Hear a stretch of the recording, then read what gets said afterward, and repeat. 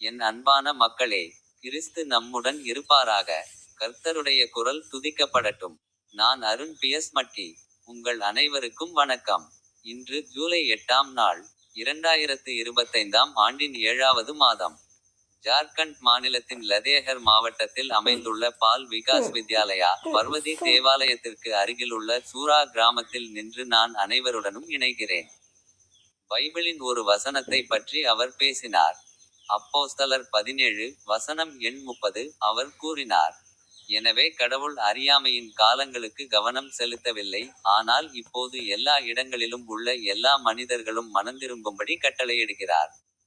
உங்கள் அனைவருக்கும் வணக்கம். இப்போது எனது யூடியூப் சேனலின் ஸ்டிங் பொத்தானை கிளிக் செய்ய மறக்காதீர்கள்.